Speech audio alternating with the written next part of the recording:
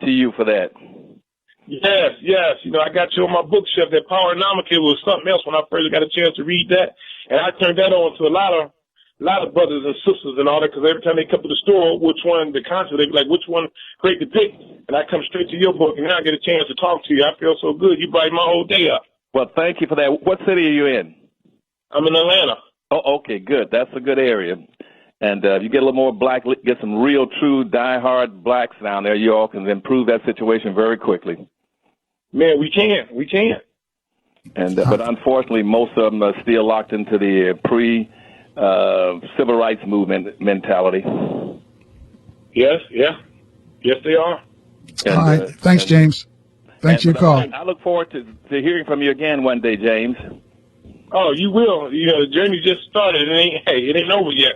That's good. Well, all right, James. Compliment too. All right. Doc, James is a business consultant, a motivational speaker. Got kicked out of school in the 3rd grade. Didn't go past the 3rd grade. He's written a bunch of books, made calendars, video documentaries, got a video game up. And he says nothing is stopping him. He's never worked for anybody. He worked for himself. And he's just trying to get black folks to understand we got to do for ourselves instead of trying to find a job. We have to create our own jobs. And that's why we had him on this morning, trying to motivate our people to go in different directions, because a lot of times we go to school and trying to get a job instead of making jobs. Well, see, and James right on target then. See, he should be a model for that community and for the entire country for black folk. And all right, hold that thought right there, Doc, because we got to step aside for a traffic update, traffic and weather together with Angela, and then we come back and we'll talk about Powernomics. Folks, you too can join the conversation with Dr. Anderson. It's 800-450-7876. Calls after the traffic on 1450 WOL, where information is power. Good morning. WOL traffic brought to you by WesternUnion.com's mobile app. North Capitol Street shut down for water main break repairs between Missouri Avenue and Riggs Road at New Hampshire Avenue Northeast. And we've got accident cleanup on the Anacostia Freeway. Traveling northbound at the U.S. Naval Research Lab, traffic jammed back to the Capitol Beltway.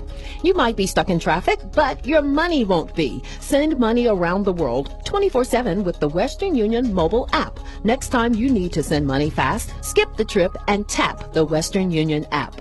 The WOL forecast for today, partly cloudy skies, high 93 degrees. A chance of thunderstorms later with an overnight low of 72. We're at 75 degrees in the nation's capital. This report brought to you by Lead Safe America. Thinking about renovating that beautiful old house? Don't poison your kids. Test for lead. To learn how to make sure your house is safe, go to leadsafeamerica.org. I'm Angela Foster, News Talk 1450 WOLAM, where information is power. What's wrong, Tina? Where are you coming from? I am just coming from the dealership getting my Mercedes-Benz service. Do you know it cost me $500? $500? Girl, you should have gone to Magic Benz in Hyattsville. Their A services are only $250 and B services start at just $250. They are my premier specialists and have up to 40% off dealer prices and 100% satisfaction guarantee. But how did I miss this? But there's more. They offer professional services, tire replacement, balance and rotation, engine cooling system flush, body work for all Mercedes, and more.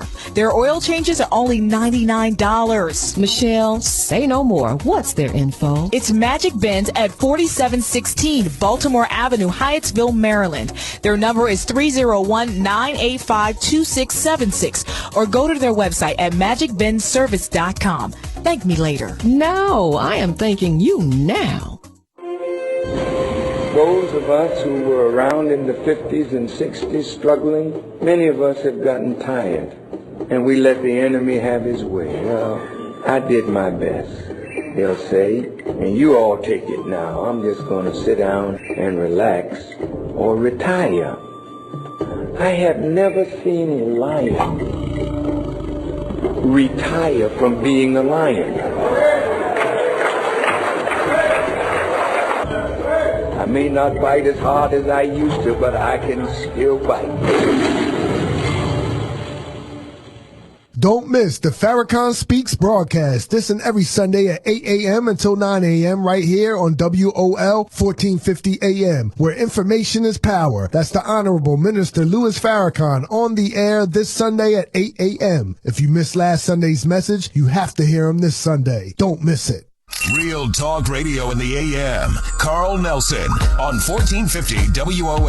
And thank you for staying with us, and our guest, the man with a plan. That's what I call him, Dr. Claud Anderson. He's the only one who's got a plan for Black America. Folks, tell your friends to turn on the radio, 1450 if you're in Washington, D.C., or WOL DC News. You know, tell your friends, wake them up around the country. Tell them to listen. This is the only person that's got a plan for Black people. It's not a plan for Hispanics or humpbacks or anybody else. And it's nothing racist about it. It's just race first. And this is where Dr. Anderson is coming from. His first book, Black Labor, White Wealth, tells us how we got into the situation we're in now. You look around you anywhere on the planet, not just in the south side of Chicago or southeast D.C. or south central Los Angeles or Bridgetown, Barbados or Paris, France, you know, or Joburg or Cape Town. It's not. It's all over. We're at the bottom of the barrel. Any metric that you use, any measurement that you use, whether it be kidney disease, dropout rate, teenage pregnancy, heart problem, diabetes, we're at the bottom. And it didn't happen by accident. You read the book, Black Labor, White Wealth, best-selling book for years. It'll tell us how we got there, folks. It wasn't by accident, as I mentioned. It was by design. And after you read that book, you got to read the follow-up book, Powernomics, the National Plan to Empower Black America. This book, Powernomics, tells us how to get out of that ditch that we're in. If not, we're going to be a permanent underclass. Dr. Anderson, help us out here, because it seems like we're getting closer to becoming a permanent underclass. Well, Carl, first of all, let me inform you that at this point in time, we are, in fact, this nation's official permanent underclass. That's been locked in box. You're locked into that. It's not that you're going to become it. You're now it. And this was officially committed in 2012 and 2013. We are a permanent underclass. Underclass means those individuals, Carl, who by the pure nature of their social economic conditions are predestined to live as either beggars or criminals for the rest of their existence. When you hear your callers talking about the over-imprisonment of black folk and the high poverty rate and the high unemployment rate, what they're saying to you that you are an underclass. You've been locked into it. You're locked into it by the pure nature of our Constitution and the public policies in this country. And the current focus on immigration gives us another shot, maybe the last shot that Black America will ever have to change the social construct in this country. And two things that have us knocked and locked and blocked is the fact that we do not have any respect for the broader community, no appreciation from the broader community for all the contributions that black folk have made in this country for 500 years. You're unappreciated and you're unrespected and disrespected and subordinated, abused, exploited, misused, excluded. That is done because of two major elements that are locked into the United States Constitution. The first, when this country ratified the Constitution in 1789 and said we are now a nation, a combined nation, and in the following year, in 1790, they enacted the first immigration and naturalization law in this nation. And in those laws, it says this very specifically, and that's in the Constitution, the founding document of this country, that this is a white nation, a nation of immigrants, and basically that it welcomes immigration. Basically, that's what it was implying. And the only people that are not going to be welcome as an immigrant are black people. And they established a zero quota on black folk coming in this country that stayed in effect almost up until the 1960s. We are the only non-immigrants in the country. This is an immigrant country. And because of those imbuements into the Constitution, it then said that the Americans, that he sent out word around the world that now that the United States had come as a formed nation in 1789, they would solicit and attract and beckon people from around the world to come to this country and be able to enjoy what's known as the American dream. And unfortunately, here we are all these centuries later, and black people do not understand what the American dream is. The American dream at that time to build this nation was combined with a two-legged stand. That was combined two things. That is free black labor and free Indian land. The American dream is made up of those two elements. The American dream at that point in time, and it stayed like that until about the 1960s, the American dream was to come to America and get free land. And the American dream was made up of 90% black labor and 10% free Indian land. Land had practically no value unless you had black labor to be able to develop it, to remove the rocks, the stone, the trees, the animals, to bring in productive and cash crops. Black folk was what enriched the land and gave value to it. And all other people were welcome. And this nation, to make sure that stayed in effect, this nation has perpetuated that dream for anybody who could classify as an immigrant. That was for all the European countries. And you've had about 4 major waves of immigrants come pouring in this country, starting first with the Eastern Europeans and Western Europeans, then it moved to the Southern Europeans. That was the first wave that poured into this country looking for the American dream. They did not come here looking for religious freedom. They came to this country to get free benefits. They came to this country to get handouts. They came to this country to get preferential treatment. That was what developed this country. They came here to get over on and get a free ride on the back of black labor and free Indian land. That is why immigration is the second biggest problem in the United States for black folk. And up until the 1960s, every black so-called leader in America, and those who were actual black leaders, always contested and protested this country's immigration policies. I don't care whether it was Booker T. Washington, Martin Delany, Carter G. Woodson, W.B. Du Bois, and on down the line, everybody opposed immigration policy, said it is unfair, and you add insult to injury to exploit, misuse, and abuse black folk, to deny them the fruits of their labor, to deny them a right to vote, to deny them citizenship, and bring in all these other people into the country to benefit from what black folks produce, and to stand over black folk, and to look down on black folk. That stayed in effect until the 1960s, Carl. And in the 1960s, along came your new modern black leadership in this country, and all of a sudden, starting with Martin Luther King's revolt, civil rights revolt, all of a sudden now they switched and took up the cause of immigration, expanded the concerns that they should have focused and directed it and raised it on black folk. They spread it to all around the world, saying now we no longer need to be concerned about black folk. We need to be concerned about all people on the earth, about brotherhood around the world. And they diluted and watered down and excluded black folk.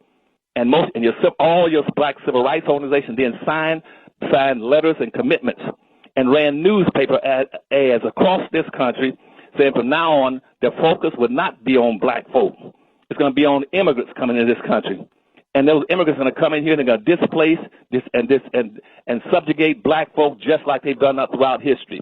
So your problem right now is the Constitution that has denied black folk the respect and appreciation and is locked in, and the United States Supreme Court continues to make sure that black folks stay confined to where they were in 1789, because they narrowly interpret the Constitution to make sure black folk get no rights and privileges. And secondly, that they bring in immigrants to supplant and oversee black folk.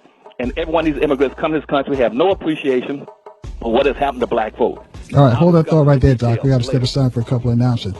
The man with the plan's on the radio. Tell your friends. 800-450-7876. You too can get in on the dialogue with Dr. Claud Anderson. Take your calls after this short break as the big show rolls on from 1450 WOL, where information is power.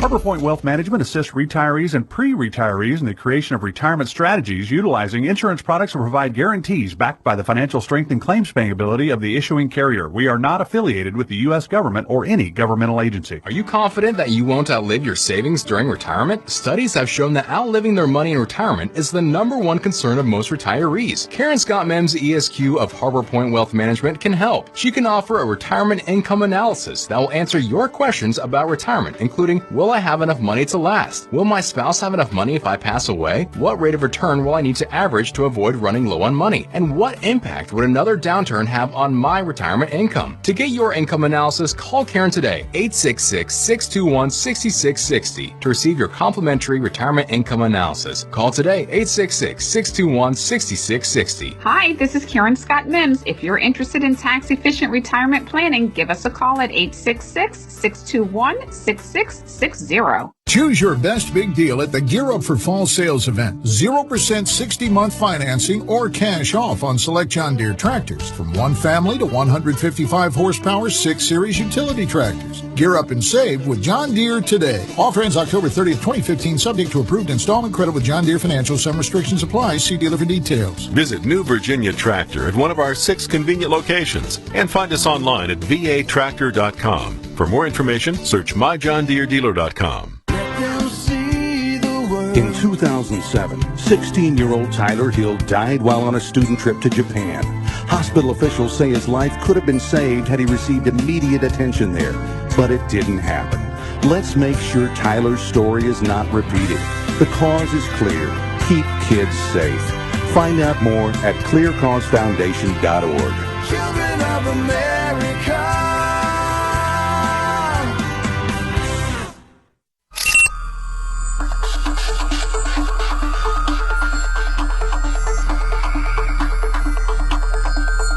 Real Talk Radio in the AM. The #1 morning show. #1 on everybody list. Carl Nelson on 1450 WOL. And I understand, listen, I guess, the man with the plan for Black America. His name is Dr. Claud Anderson. I'm sure you've heard about him from his book, Powernomics, The National Plan to Empower Black America. And you just go to page 193. It talks about immigration. This book was written some time ago.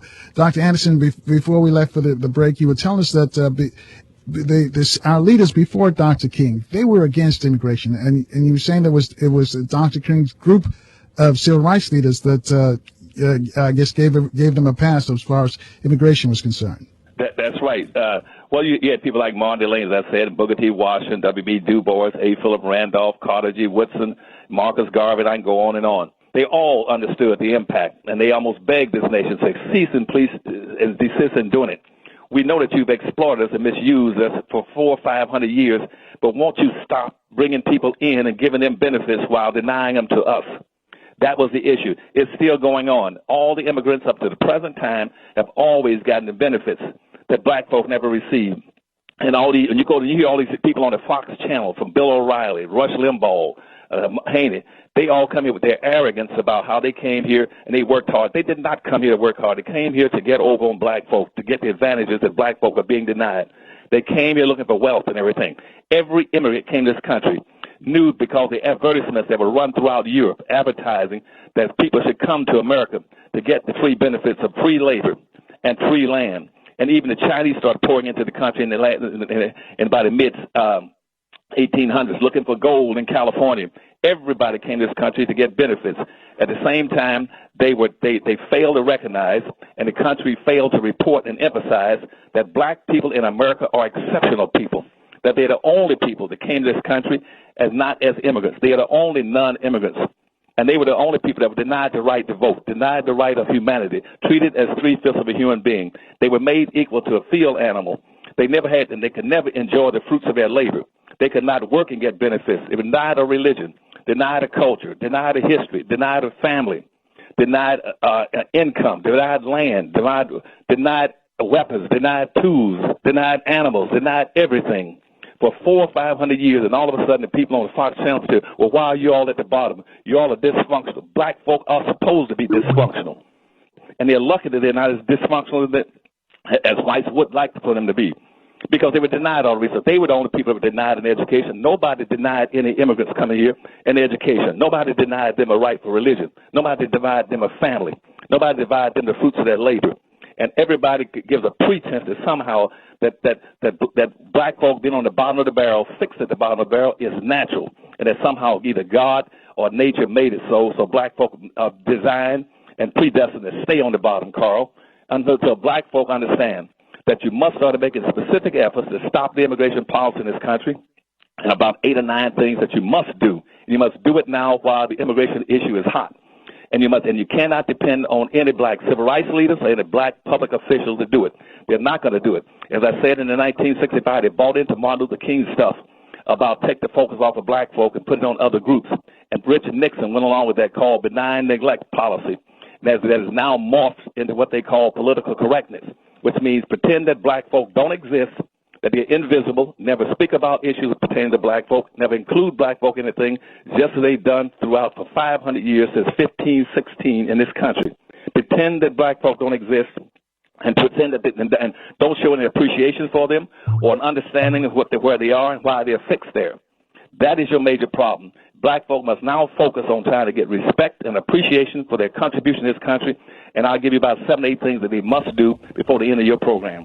So you saying that we can still turn it around, or are we locked in? You said, because earlier you said we're locked in as a permanent honor class, but is that all of us, or is there a way out, or do you have a scheme to get us all out of it? No, yeah, they'll always understand. We need to understand one thing, Carl.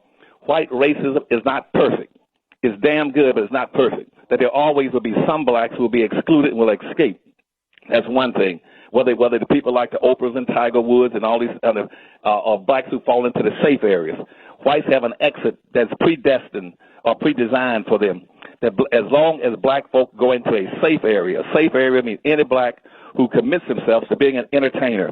And once he commits himself to being an entertainer, he signals to the white society that I'm a safe black person. I would never take up a black cause or try to elevate black folk in this country.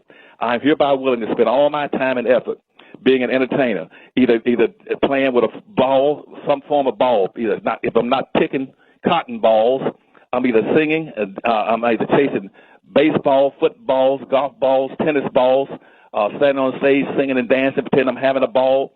At anything to show I'm a safe black person and telling jokes. That is a safe black. They can escape. They can get away. They can be rewarded and recognized. That's been going on throughout, even during slavery. Black folk would come in around the plantation on a Saturday night and entertain. They were free to come around the master's house. They would entertain. They could get iced tea and a little lemonade. They could dance. They could sing hymns.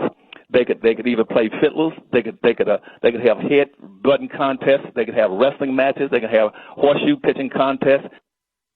They could even have a coon hunts. Anything. But black folk, as long as they were entertaining, you still have the same thing going now. There will be some blacks who can escape. The other thing is that throughout history have always chosen a few blacks who a personal master liked to say, oh, I like this black. He's a special black. He's not like the other blacks. He's an exceptional. And as an exceptional black, I'm going to pull him to my breast and anoint him and recognize him. I'll even make him either a Democrat or Republican, let him run for the President of the United States. I'll make him a Herman Cain. I'll let him retire as a doctor and run as a presidential candidate. And what that does, it will send a signal to the society that racism no longer exists. It'll fake them out and give the pretense that we are now an equal, non-racist society. And even though we know, like in the old Western movies, he's really there. He's comic relief. He's there to give the relief to whites from any guilt and get a pretense for something that doesn't exist. That somehow we're a non-racist society. We can let these blacks run for a public office, and that's why if you look at our elected officials in the United States. In 1960, we had 100 blacks, Carl, and at that time, I looked at the economic conditions, the social economic conditions of black folk through a discomfort indicator, where black folk were, with 100 elected blacks in the United States, period, in 1960. I took the same indicators, social discomfort indicators, and looked at them again in 1990. Why? Because 30 years later, in 1990, the number of black elected officials in the United States had gone from 100 to over 9,000. Then I looked at the conditions of black folk, and guess what? With a 9,000% increase in the number of black elected officials in the entire United States, black folks' conditions didn't improve. They went backwards. They got worse because there's no connection between putting a black person in a public office and getting benefits for black folk. None of them goes in there either got the backbone or the commitment or the consciousness or the intelligence to do the thing they assist and develop and improve the life of their own people, Carl. All right. 800-450-7876. As I mentioned, Dr. Anderson, I call him the man with a plan. He's the only one's got a plan for Black America. The other folks, they want to include everybody, and not knocking them. That's their game. But this is the person who's got your back totally. His name is Dr. Claud Anderson.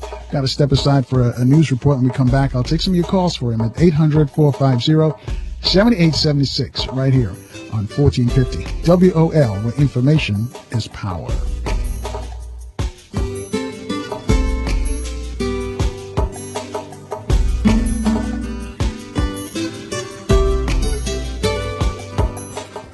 This report brought to you by the Crohn's and Colitis Foundation.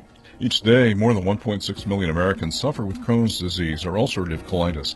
Support the Crohn's and Colitis Foundation of America to help and to find cures at ccfa.org. A College Park woman is one of two people killed by police in Virginia Beach on Saturday night. The 28-year-old India Kaker and Angelo Perry of Virginia Beach were shot and killed by officers who say someone in the couple's car began shooting at them. Police say they were acting on information about a person of interest in a homicide investigation when they approached the car outside a 7-Eleven. Former Maryland Episcopal Bishop Heather Cook pleaded guilty in a hit-and-run crash that killed a man on a bicycle in Baltimore, Tom Palermo. The victim's sister-in-law, Alyssa Rock, spoke after yesterday's court hearing. We hope that one day Bishop Cook can truly grasp the enormity of the loss that her reckless behavior caused for Tom and my sister, their young children, our family, his parents, friends, and our community. She admitted to vehicular manslaughter, DUI, texting while driving, and leaving the scene of the crash last December. Cook could get 10 years in prison when she's sentenced next month. No charges will be filed in Northern Virginia in the death of a mentally ill inmate. It is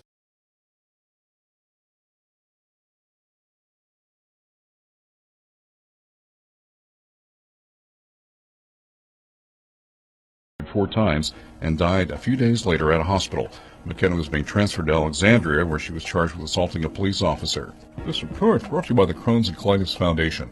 Each day, more than 1.6 million Americans suffer with Crohn's disease or ulcerative colitis. Support the Crohn's and Colitis Foundation of America to help and to find cures at ccfa.org. I'm John Lewis. When you're looking for news for Black America, go to newsone.com. Good morning, WOL Traffic, brought to you by Horseshoe Baltimore. Accident cleanup on Pennsylvania Avenue as you travel past 7th Street Southeast. Heavy traffic on the Capitol Beltway from Branch Avenue and Camp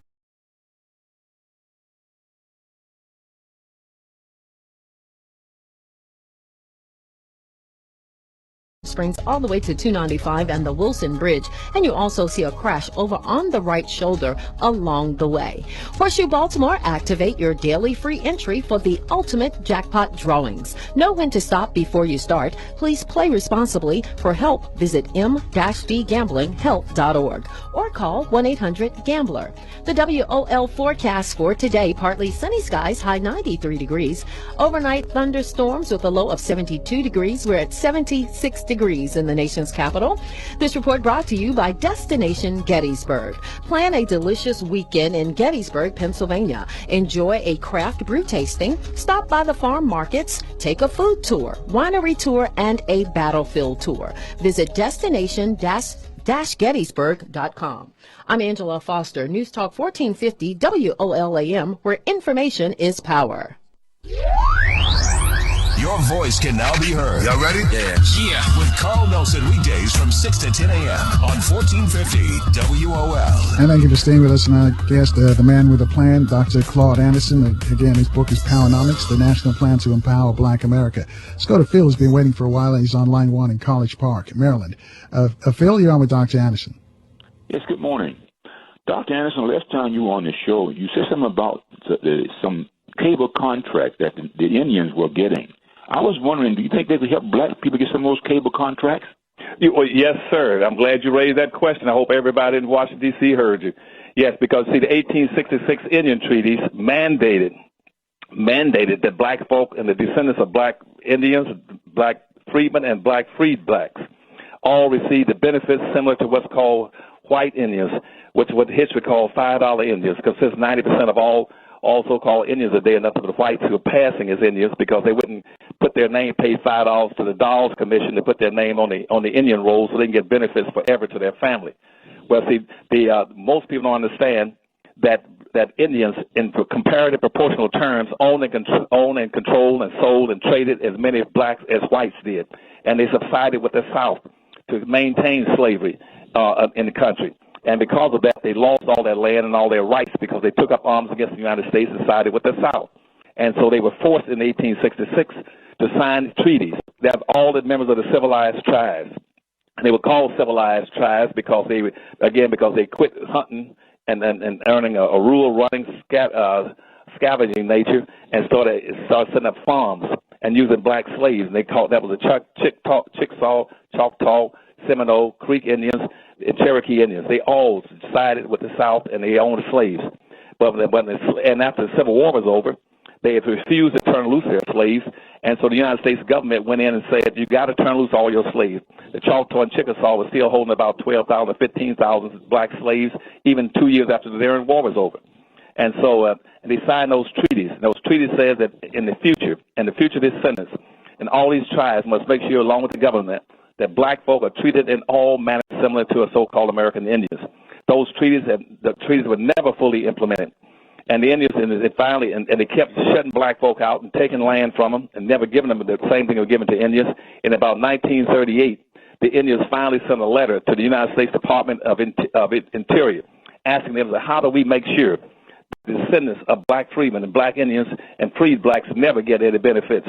How do we shut them out forever? We've been shutting them out all these years, and we getting all the benefits. And we as the descendants of slave-holding Indians are getting all the benefits, while the descendants of the slaves get nothing. How do we continue that practice? They sent this letter to the United States Department of Interior, and that was in 1938. It bounced around, went to the Federal Indian Bureau in 1940, and then 1941, the secretary sent back a letter saying this, that what you do in the future is come up with a new policy called a blood quantum law, and say that now that no black person of any sort can get any benefits like Indians can, so-called white Indians can, unless they can prove they got a 1/4 Indian blood in them. And they said if you use that policy, you can shut blacks out forever. And they said, and basically, that's what's been happening. Black folk have never gotten the benefits now because, again, it is a political issue, not a legal issue.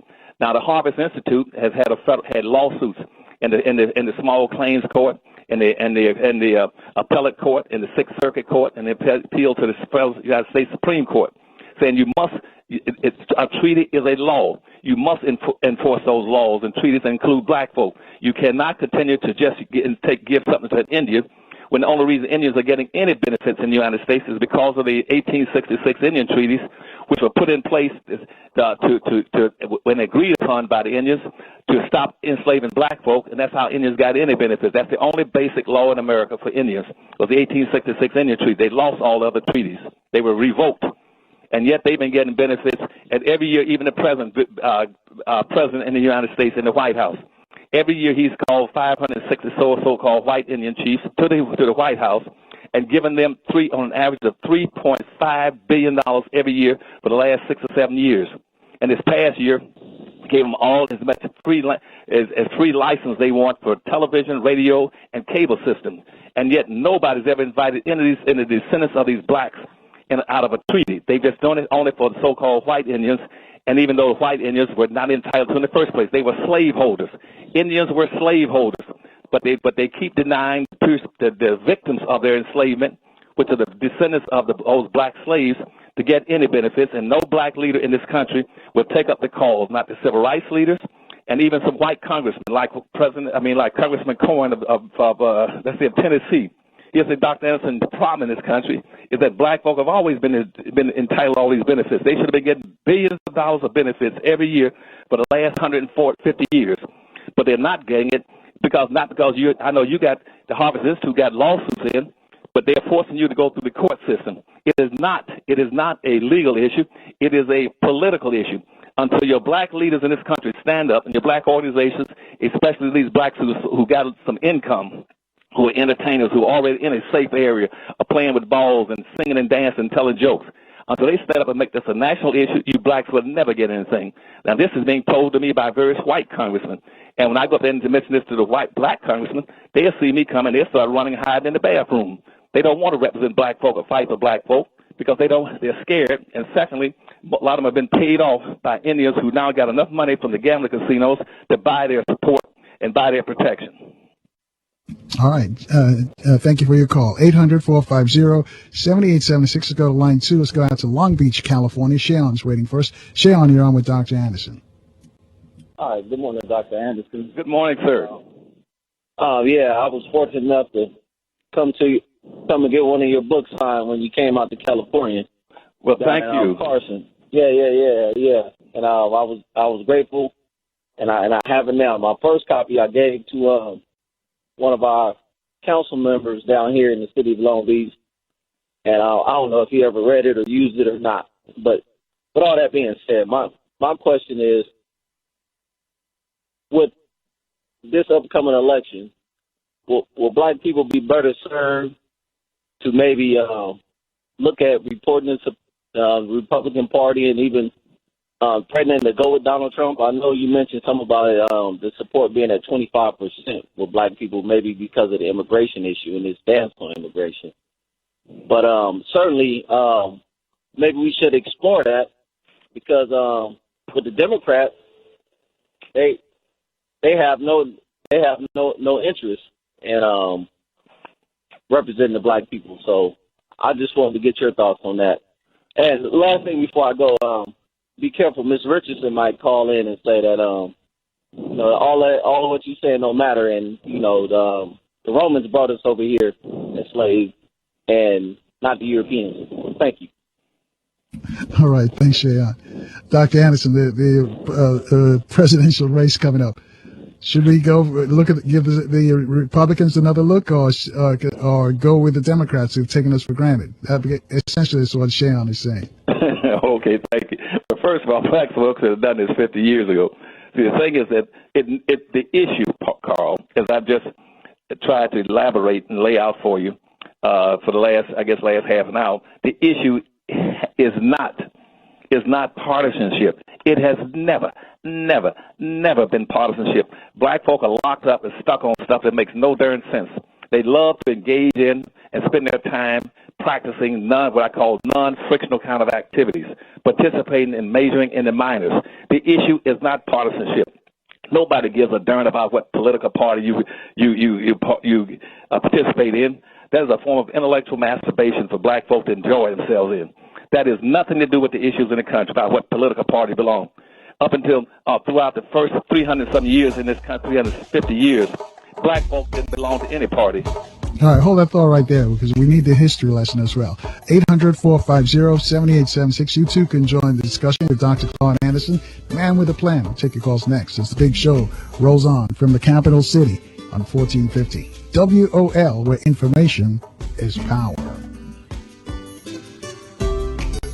Lunch every Friday at 12:30 p.m. until 1 p.m. with Law, Money, and You right here on WOL 1450 AM. Law impacts every part of your life. Money is a part of your everyday life, and it's all about you. Every Friday, you will learn about the laws that will help you gain and protect your money while improving you and your family's life. It's all about you understanding how the law gives you asset protection to leave a legacy, improve your credit, your retirement plan, college funding, and everyday money management. The knowledge of the law and money is fun, but having it and using it wisely is even more fun. The fun starts every Friday right here on WOL, beginning at 12:30 p.m. until 1 p.m. with your hosts, Raymond Starks and attorney Marie Farrow. It's Law, Money, and You, a show designed with you in mind, so be sure to tune in this and every Friday at 12:30 p.m. right here on News Talk 1450 WOL, where information is power. Don't miss this Friday's broadcast.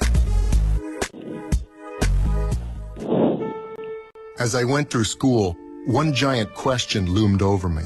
What did I want to be? But in order to know what I wanted to be, I had to first decide what I wanted to make. I wanted to make more. So I became a teacher. Now I make learning a privilege, not a chore. And frustration, a tool, not an obstacle. I make working hard seem easy, and giving up impossible. I make an old subject feel like a fresh thought, and unconventional methods common. I make material things less important, and little things like patience and kindness count.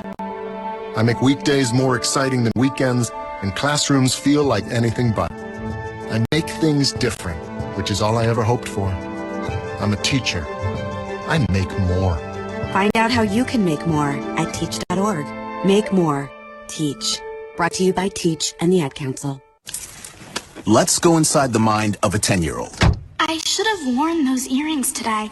I like those earrings. Gabby has those awesome earrings. I need to ask her where she got those, but that's just what she would want me to do. I'll have Michaela ask her for me. Buckle up, Sarah. Yeah, but then Michaela will be like, why don't you just ask her yourself? That's just like Michaela. Sarah, buckle up. Michaela's such a great name. I wish I was called Michaela. There's like a dozen Sarahs in my class. Hey, we're not hitting the road until you buckle up, honey. Oh yeah, seatbelt. I forget sometimes because my brain is like busy, you know? I wonder if there's pizza at school today. Sometimes it can be tough to get through to your kids, but it's not impossible. Always make sure they're wearing their seatbelts, even on short drives. Remember, you have the keys, you have the power. Never give up until they buckle up. A message from the National Highway Traffic Safety Administration and the Ad Council. Visit safercar.gov/kidsbuckleup for more information. Real Talk Radio in the AM. Carl Nelson on 1450 WOL. Thank you for staying with us with the man with a plan, Dr. Claud Anderson. Again, his best-selling books, Black Labor, White Wealth, and Powernomics. You got to have those books. If you're concerned about black folks, you got to have those books in your library. It's Black Labor, White Wealth, and Powernomics. And he's got another set of books called Dirty Little Secrets, but Dr. Anderson will tell us before he goes how you can get a copy of those books. Doc, I'm going to let you finish answering the last call from Long Beach. That was Brother Shaon's question about the election coming up. How should we process the people who are running? All right. What I was trying to indicate to him was that the issue it never has been partisanship, and black folks need to get it clean out their mind and get it out of their heads. They've been hooked just like on crack cocaine. They're hooked on believing very strong fixed belief in partisanship, what party you belong to. Nobody cares about what political party black folks belong to. You're insignificant. And that's why throughout history, when black folk were enslaved for 357 years, black folks didn't belong to any party, and they were enslaved. And then from about 1860s up until about the 1950s, almost 99% of all black folk in America belonged to the Republican Party, and they were Jim Crow semi-enslaved. Then from about 1950s and 1960s up to the present time, 90% belongs to the Democratic Party, and you've been Jim Crow segregated and benign neglected and politically corrected out of existence. So it doesn't make any difference what political party you belong to. It's just that there's no respect and appreciation for who you are and what your contribution has been to this country. Until you change people's perception of you and started getting your dues on and being respected and appreciated, it doesn't make any difference what political party you belong to. You're locked into a social construct that says that black folk, based on the Constitution and the immigration policy in this country, you are a permanent minority in a society where the majority will win and rule and the minority will lose and suffer. Black folk are a permanent minority. You're the only people that is locked into a minority status based on the immigration laws in this country. That's why back in about 1750s, as an example, black folk had a population, almost 37% of the United States were blacks. You've now been locked in at about 12%, which means that you're almost insignificant. You're always outnumbered 8-1 by whites. That means in any election, nobody cares what the one we're going to vote for. You're overrun by the 8. 8 will go over the top of 1 8 times with nothing left over. And whites knew that, and that's why they started bringing in these Hispanics. Hispanics are nothing but basically but whites speaking Spanish. And they poured in here by the millions. And as they poured in, as a matter of fact, over 30% of all the Hispanics in the United States have been here less than 30 years. And they have surpassed black folk and displaced you. As a matter of fact, in the last 100 years, from 1900 up to the year 2000, at that point in time, with the same identical birth rate, black folks increased their population by about 350%. Hispanics increased their population by over 55,000%. That means that they now outnumber you. So now Hispanics are locked into being over black folk. That's why all the politicians are talking about the Hispanic vote, the Hispanic vote. They can use that. Because it's over you. You are null and void by voting. Your vote means nothing. Because right now, as I said, 8, now Hispanics included, is 9. 9 will go over 1 with nothing left over. That's like throwing a rabbit into a cage of hungry bulldogs and giving the rabbit a chance to vote on what everybody's going to have for lunch. They don't care about what the rabbit thinks. The bulldog's going to make the decision. They're the ones going to enjoy the lunch. Or putting a black person in a room with 9 Ku Klux Klan members and asking him to vote on civil rights or reparations for black folk. Nobody cares if that one black vote counts or does. You then must understand, if you're going to survive, to pull out of both parties. Partisanship is not the issue. If you really want to be respected and appreciated, if every black voice tomorrow was to say, I have no more interest in any political party, that we as black folk are going to pull out and start our own black independent party in the United States, and that we're going to announce, making up 43% of the population, that we are now going to get a black independent party with 43 million blacks, and we will vote for anybody, any candidate, any color, any group that will promise the most and delivers strictly to black folk. If you don't deliver to black folk, you get none of our votes. You have nothing to lose. But if any candidate knew that there were 43 million black votes out there, and that black folk want to vote as a block for any candidate who promises the most and delivers to black folk, and not to a party, then you find every candidate chasing black folk. They're never going to chase you as long as that they know that you're going to vote in lockbox fashion, regardless of whether or not you get anything, that you're silly enough to go out there and vote, say, I'm voting for the best candidate, or I'm going to vote for the best of two evils. Nobody's that stupid. And they got black leadership going out there telling them, vote, you got to vote. It's important for black folk to vote. Why? Because they got to exercise their right. You don't go to the poll to get exercise. You go to the poll to get benefits. If black folk want to get exercise, don't go to a voting booth. Go take out a membership at the YMCA and go take out a gymnastic class. Or if you want to, with Dr. Anderson, you shouldn't tell them that, because a lot of blacks gave their lives for the right to vote. No black gave their lives to anybody. They may have had their lives taken from them because they were looking for benefits, but no black give their lives for no vote. Voting that's why voting does not matter with like organized crime or rich people. They don't have to vote. They got power and wealth. They can control the vote with money. You take your money, you buy all the politicians and control them. Black folk have never learned after 500 years how to play the game of politics, and all this is in my books, in Black Labor, White Wealth and Powernomics called, and they can get those books and read them and understand how to play the game. But somehow our people continue to be misled by their own black leadership of visible blacks. All right, and that's what Brother Amafika and Jim Klingman are trying to do, with just exactly what you said, with voters they're trying to get, and voters are blocked. 800-450-7876, 4 away from the top of the hour. Let's go to Cleveland on line 3. Joe, you have a question for Dr. Anderson. Anderson, so glad to talk to you. Good morning, gentlemen. Dr. Anderson. Good morning, sir. Dr. Anderson, you have talked about reparations in the past. I have a question for you, but what I want to know is, where's your stand on that? On reparations?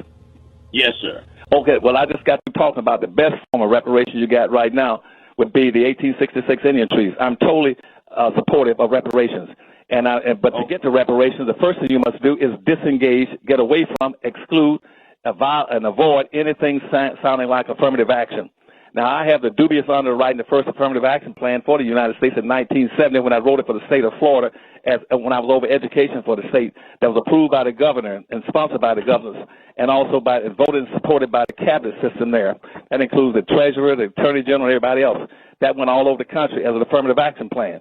But I wrote that affirmative action plan for black folk. Affirmative action means corrective action, doing something to correct what government has done, not what somebody else did to you or what a corporation did. Affirmative action is supposed to mean correcting something that the government systematically, conscientiously, and in long terms did to a specific group of people to deny them the resources of a country.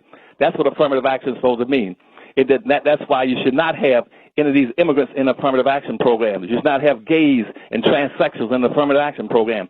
Nor women. The government has not consistently denied women and gays and transsexuals anything, but they've diluted and watered down the affirmative action plan. So the first thing you do is get away from affirmative action and go for reparations. Now, but if you're going to go for reparations, cease and please desist in the course they've been pursuing. All my friends and supporters, I know them, and they're very good-hearted people. And they're very determined to try to get some form of reparations. But reparations cannot be based on appealing to white folks' guilt or white folks' conscience. They don't care about how many of you were all enslaved, that 16 million came to the country and most of them died, and they picked cotton all those years and didn't get any benefits. You got to go for some facts. The 1866 Indian Treaty is the first form of reparations you should seek. Go after that. Hold that thought right there, Doc, because we have a traffic report coming up for our folks in the DMV. We got a bunch of folks who want to speak to us from Chicago, Atlanta, D.C., and other areas want to speak to as well. So hold on a second. 800-450-7876. You too can join the discussion with Dr. Anderson. We'll take your calls after this traffic update on 1450 WOL, where information is power. Good morning. This traffic report brought to you by Food Lion. We continue to see a very heavy slow ride around most of the region. We've got the closure on North Capitol Street at New Hampshire at Riggs and Missouri. Also, we've got Beltway accident activity for folks traveling near Branch Avenue on the inner loop. Everything has been moved over to the left shoulder. Stay on budget without sacrificing quality with Food Lion brand products. They're affordable and easy to trust with a double your money back guarantee. Life's better with the Lion. Food Lion. The WOL forecast for today, you can expect partly sunny skies with a high near 93 degrees. Chance of thunderstorms tonight with a low of 72. We are at 79 degrees in Washington.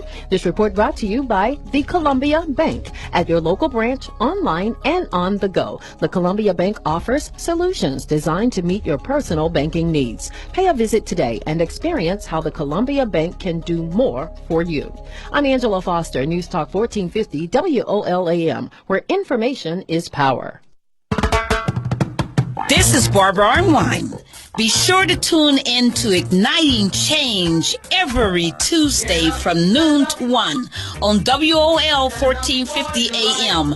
I will provide provocative and empowering information to ignite change and inspire action in achieving racial justice and equality.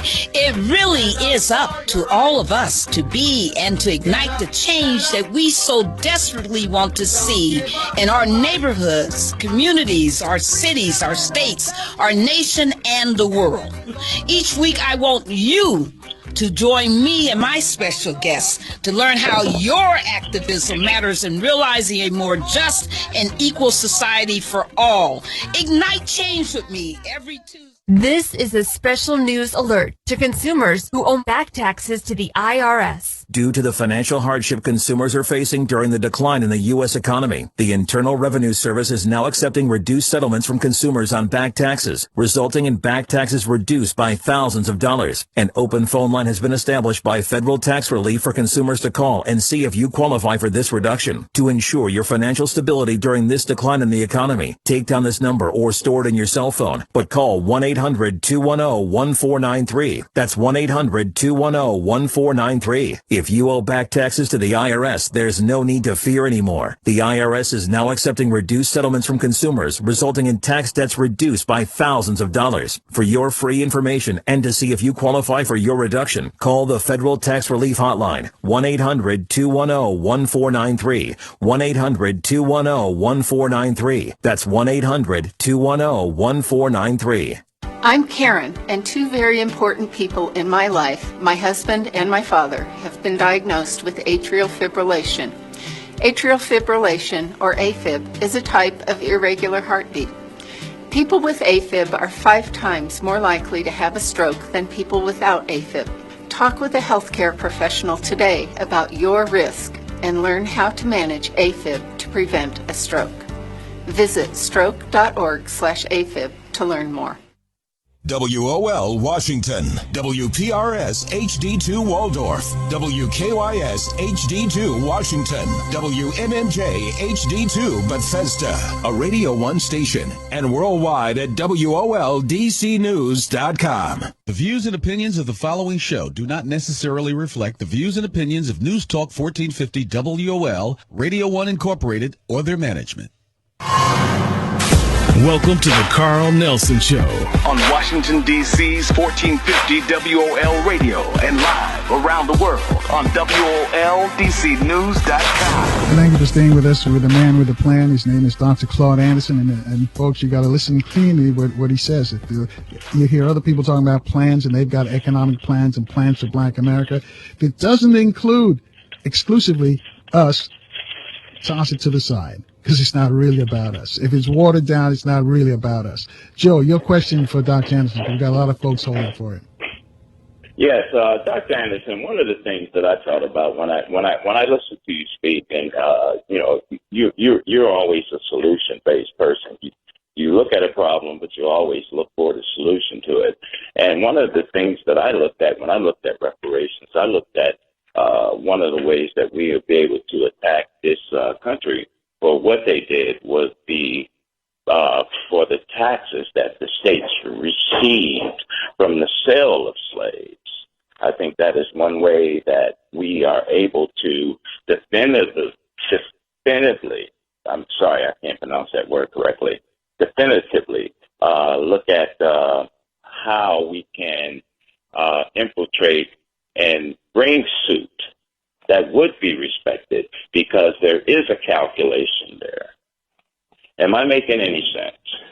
Anything, yes, you are. You're making good sense. And I appreciate you even focusing on that. And if you can, try to influence as many blacks as you can to take up that cause.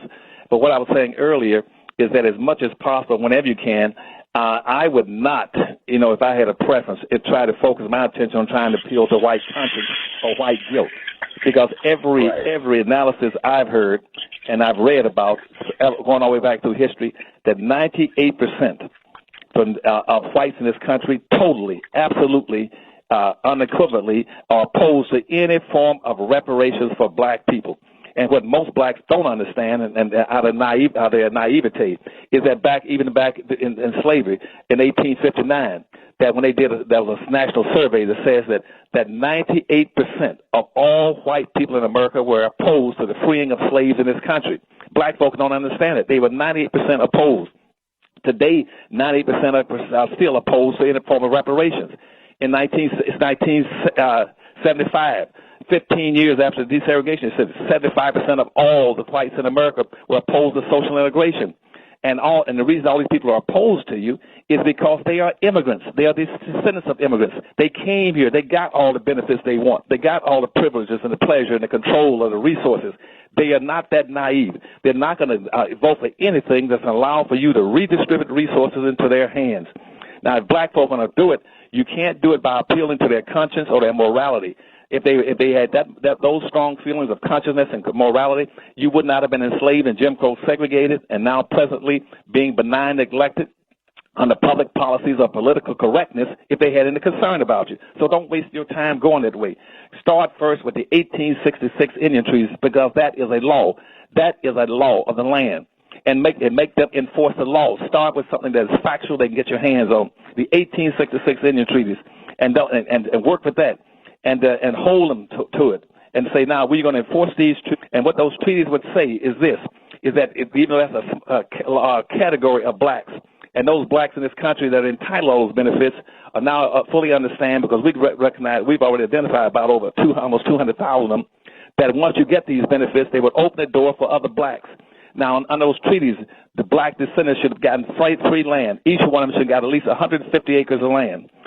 Not 40 acres, but 150 acres. They sort of got about $160 in money from all the Indian tribes. They had membership to belong to any tribe they wanted to, or any blacks who lived in the Indian territory are entitled to these benefits. They should have a right to vote on any issues pertaining to Indian affairs in America.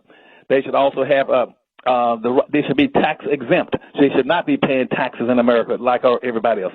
They should also be able to go to any school, college free, without paying tuition. They should be able to go to get any kind of contracts with the government without going through these lines and being qualified, justified in getting contracts. They should be able to go set up electric grids. They should be able to give what Obama gave to the white Indians last year. They should be able to get free radio license, TV license, and cable system license. And lastly, if they wanted to, they should be able to federalize and start build gambling casinos just like these so-called white Indians. Those are sort of benefits that black folks should have gotten and should have been getting for the last 150 years. The country owes them billions and billions, or hundreds of billions of dollars, and that is a form of reparations. If you want to talk about reparations, why don't you go back and start talking about the freedmen banks and say, why don't you demand that Congress, for instance, go back and investigate why the freedmen banks that were only in existence for about 6 or 7 years when black slaves and blacks came out of slavery, and they invested over $35 million in Freedmen banks across the United States. And the United States government appointed white administrators over it. And in that 7-year time period, they stole most of that money and misused it and abused it to their own personal benefits. And nobody's ever explained the government should be held accountable for those millions, $35 million in value as what they would be worth today, to compensate all those blacks that lost their money under the demise of the Freedmen banks. Why don't you go back and raise Cain about the Onus and Adam Treaty, that most of the land in Florida, because blacks had ran away to Florida. That's what created the Seminole Wars. All of North Florida belonged to black folk based on the treaties that the United States signed with Spain, guaranteeing those blacks would have a rights and ownership in land. That's forms of reparation. I got to get my people to start understanding what the issues are and quit messing around with foolishness. Well, the message is going out. 800-450-7876. Line 1, Don is in D.C. Don, you're on with Dr. Claud Anderson.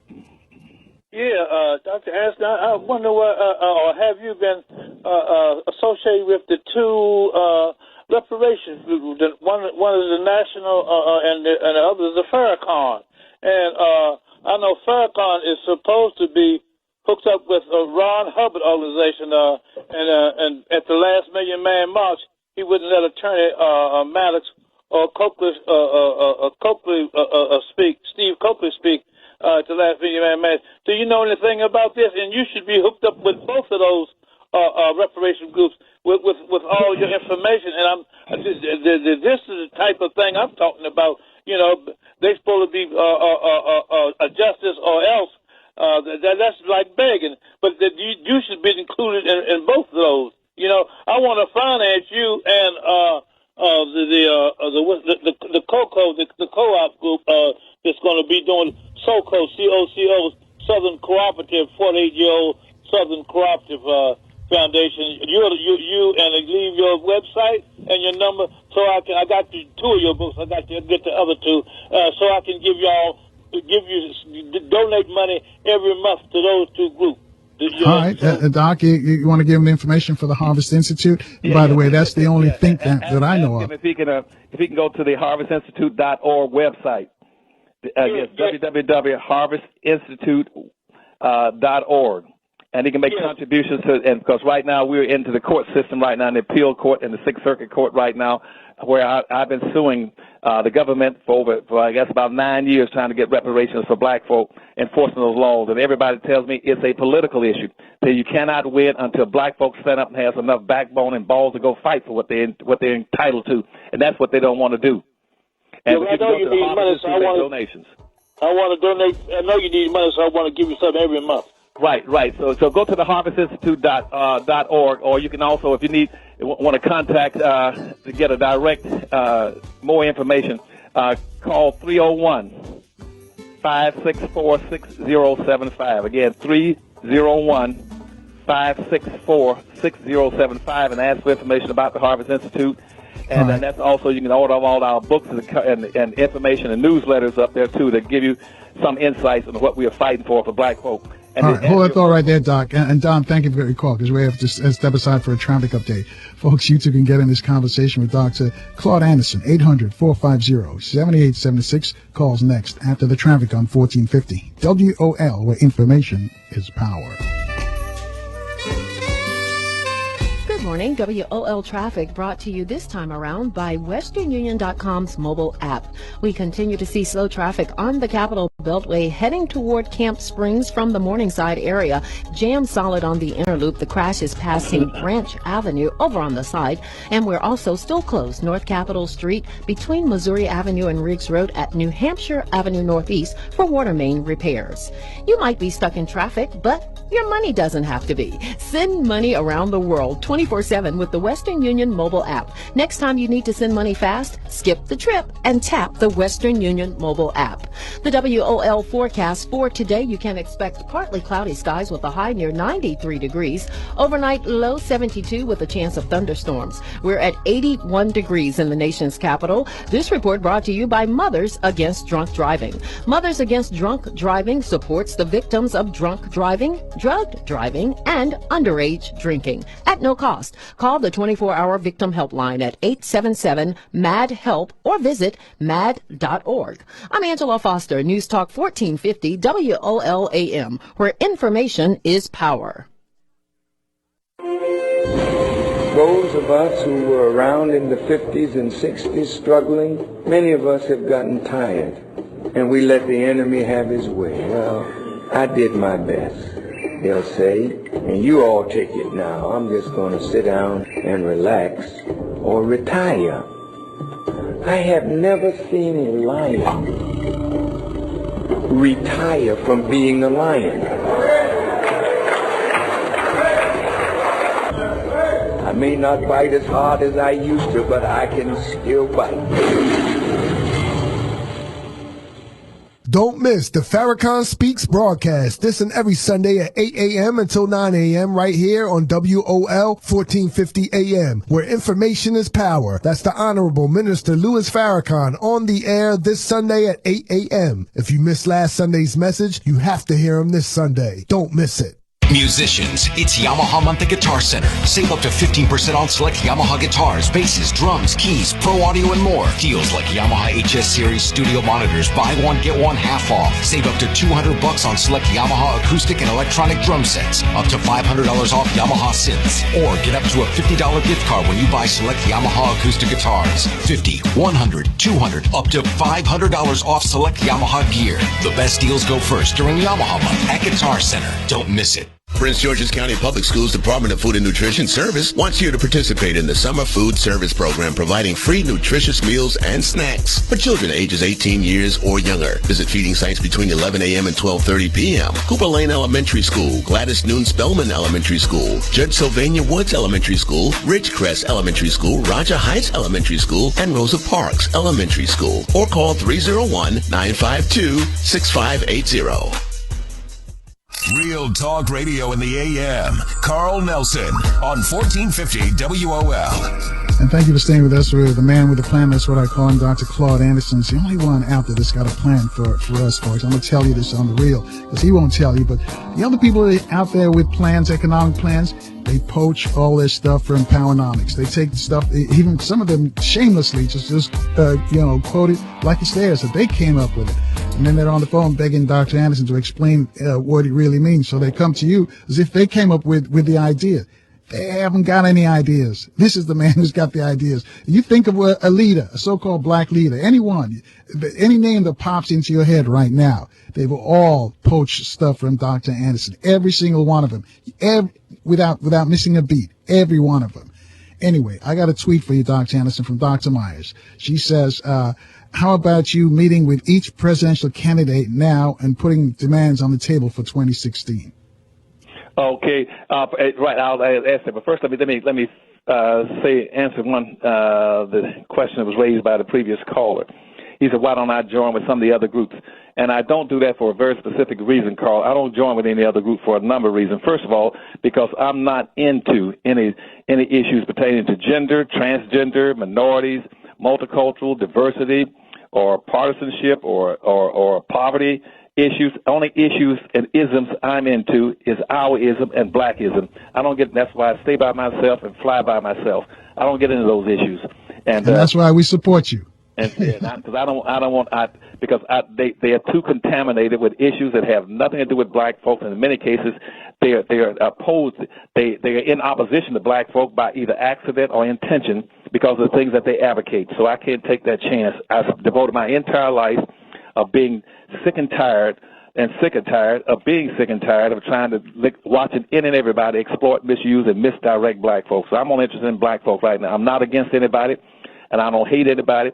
Just that I have an affection for black folk because everybody's been beating up on them for 500 years, and they just can't seem to get out of the box because there's always some group or some individual coming up, misleading them and misdirecting them down a blind alley, and particularly putting them on rose-colored petals and taking them someplace looking for a rainbow, for gold behind a rainbow. I want them to be realistic-based, and that's why I stay by myself. I don't want to be with any other groups. I just want to tell black folk, I want to be your manager, your advisor. I don't want to be a black leader. Let the rest of these people be your leaders. I don't want to be a black leader. Now, the question you just asked me was what, Carl? You asked me about something. Right. The tweet wanted the question, how about you meeting with the folks who are running for in 2016, the presidential candidates, on our behalf? Because you may not say you're a leader, but we think you're our leader. So, and just quiz them. And if you did so, what would you ask them? You mean the candidates now? Yeah, what I would tell black people is this. Is first of all, bring in every candidate into your neighborhood. The first thing is to bring them into your neighborhood and line them up all on the same day if you can, and put them on stage and bring them before the biggest black audience you can get. And the function, even though we only got neighborhoods, make your neighborhoods perform and act as if it was a community. And make these individuals come before you and give each one about 4 or 5 minutes, no more than 5 minutes, to tell you exactly what they are promising to do for black folk. And tell them, we don't want to hear about what they're going to do for minorities and poor folk. I don't want to hear about what they're going to do in the Middle East. I don't want to hear what they're going to do in Alaska and what they're going to do to save the world and what they're going to do in space travel. I don't want to hear about that. What are they going to do specifically and solely for black folk? Point one. And in tangible terms. Two, and make them commit to saying they will come back in midterm and give you a report on what they've done to deliver resources in the black folk, not rights. Tell me you're not interested in any rights or integration. You want things that are tangible, that you can measure. No symbolism. Don't come tell me about how many blacks you're going to hire and you're going to put up a tennis court or a basketball court in a black neighborhood. No. How much money and resources are you going to deliver to the black community? And then thirdly, tell them if they don't perform, then you're going to try to hold them accountable. If you can't, and pull them out of office as quickly as you can. If you can't get to them, you're going to get to the people who put them in office and who supported and sponsored them financially to get them into that office. And you're going to hold each and every candidate accountable. Now, and you make a list of things you want them to do. The first thing in terms of immigration, you tell them you want every immigrant coming to this country, that they should be charged a fee. They should be charged a fee for coming into this country to get free benefits. They've been coming in this country getting free benefits now for 225 years, and don't contribute a darn thing. Just walk in and say, I'm now free. I want to be treated and made equal to blacks. Two, that each one coming in this country, all the immigrants, demand that all these immigrants be forced to take courses in black history and understand so they have a greater appreciation for what the indulgence that black folk have engaged in building this country, that they are not equal to black folk. That three, that black folks should be put into a protected class, which means they, just like American Indians have an Indian Bureau, that black people should be placed into a protected class because they're exceptional people. They are different from anybody else in the country. Blacks are not equal to any of the other groups that just walked into the country from different countries and just walked across the border last night. At one time back in the 1860s, they tried to put blacks into what they call the Freedmen Bureau to protect them. Blacks need to go into a protected class and get benefits just like all the other groups that got benefits, the things that they were denied. Three, that there should be a priority set on black folk on any program because of their exceptionality. They are different from the others. They don't have the resources, never had the resources. They've been treated differently with dysfunctional school and no education. Be protected, so they will not have to compete with immigrants coming into the country with resources and culture. Four, that black folks that blacks should oppose any form of affirmative action, pull out affirmative action programs. If they pull out of affirmative action programs, the affirmative action programs would collapse because there's no justifiable reason for women, gays, midgets, humpbacks, and lesbians, the rest of you call it, to be in an affirmative action program. The government is not correcting anything because nobody's ever done anything in these groups. They weren't even in the country when blacks were enslaved and Jim Crow segregated. So why in the world are you compensating them and equating them to black folk and giving the pretense that somehow that they have contributed equally to blacks in the development of this nation? That is a lie. No group has contributed as much as black folks to develop this country. Black folk built the bridges and built the buildings and the highways and the canal systems, not even highways, but the canal system and the governmental building, the business. They the ones that work the farm and produce the crops and products. Nobody else did that but them. So they cannot be equated to black folk. And they should also be, black folks should be challenging, not any effort to let immigrants use the 14th Amendment to say that they're entitled to all these benefits, like that they are now citizens. They have all these and civil rights benefits just like black folk have. They're not entitled to those benefits, and nobody's denied them anything. They can't walk in the country and use it. They need to challenge the H-1B program, which now allows all these immigrants to come into the country. I mean, let's take the anchor babies, and or what they call residential birth, which means they come in this country and then go back and bring their relatives in because they're here. They get preferential treatment, and they know for a fact that black folk cannot get preferential treatment to bring people into the country because 98% of all the black people in America were here before 98% of all the other people arrived. Black folk cannot bring people from Africa because they don't have any relatives there. Black folk don't get any letters from home from Africa, but they bring in all these immigrants by simply saying, well, they can bring in their families and relatives from another country because they're here. Stop that process. And no, just because you're here and you've been legalized in this country, you have no justifiable basis for bringing in more immigrants from another country just because you're living here now. And I go on and give you some other ways that things they should be focusing on. But they got to quit doing things that are superfluous and a waste of time and effort. All right, hold that thought right, Doc, because we got to step aside for a couple of announcements. When we come back, got some more folks want to talk to you. 800-450-7876. That's the number to call to reach the man with a plan. 24 minutes after the hour, we'll take your calls. Next as the big show rolls on from the capital city on 1450 WOL, where information is power.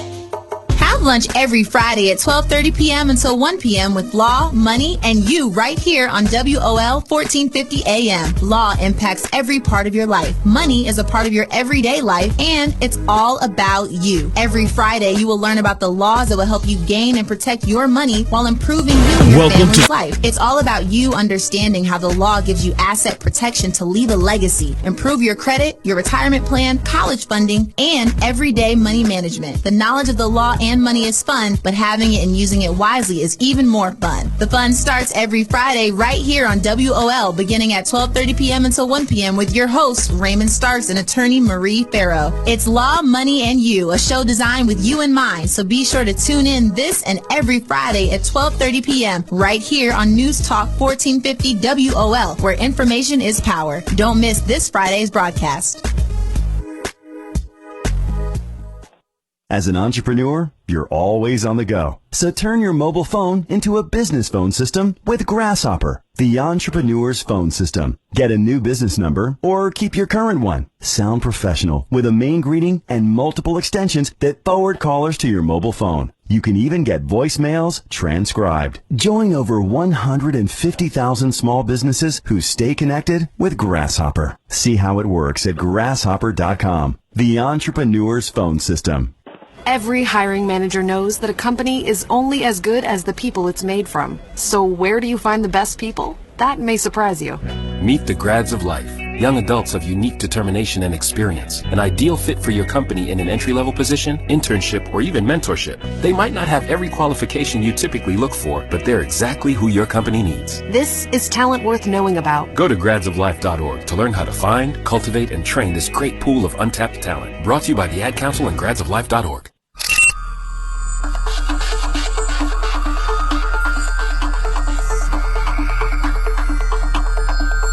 Real Talk Radio in the AM. The #1 morning show. #1 on everybody listen. Carl Nelson on 1450 WOL. And thank you for staying with us, folks. And our guest again is the man with the plan, the only plan for Black America. His name is Dr. Claud Anderson. 800-450-7876. He was one of our power talkers, along with our next caller, Jim Klingman. Professor Jim Klingman, welcome back to WOL Radio. Is Jim there on line one? I'm here. Oh, go ahead. I'm sorry, Jim. That's my fault. I should have told Kevin you were on line one. Good morning, my brothers. Good morning, Jim. This is Claud Anderson. Yes. I want to just make a couple of points. One harkens back to my comments at Power Talk, where I asked, and I shared this with you, Claude. Well, I tried to give away one of our T-shirts to anyone in that 1,500 person crowd who knew. They said they love you and they follow you and they appreciate you, and most of them had your book. And I asked the question, what is Claud's vision. What was his vision in 2001 when he wrote Powernomics?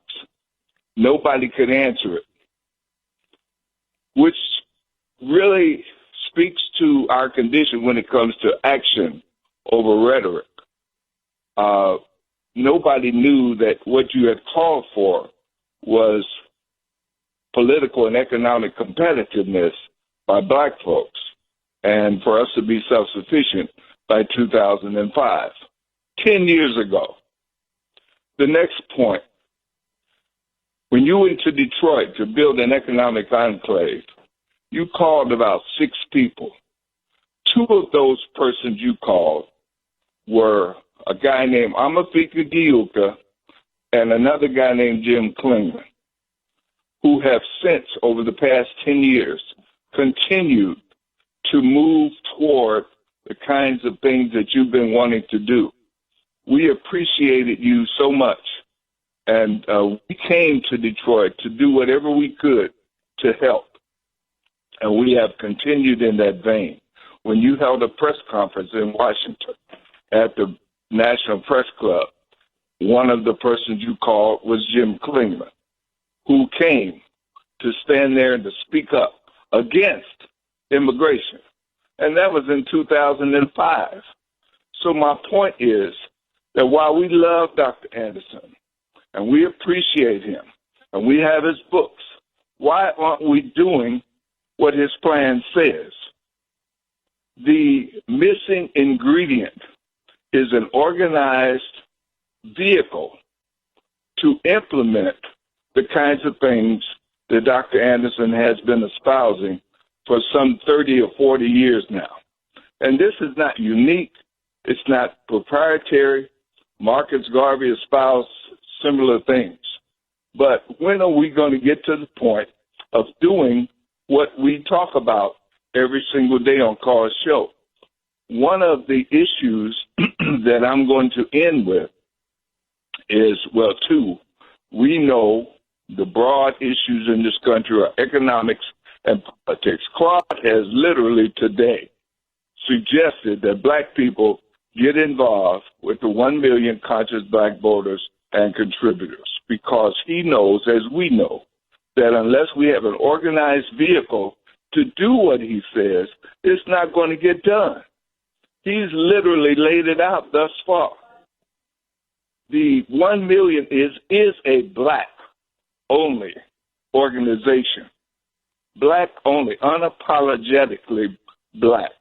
So I wanted to call in to reiterate what I said at Power Talk and to show my appreciation for Claude and his leadership over the years, but to emphasize to your listeners, Carl, that we must implement what Dr. Claude is saying and others of us are saying. Amafika and Jim continued, and others under Claude's leadership have continued to work toward this broad goal of being economically empowered and politically empowered.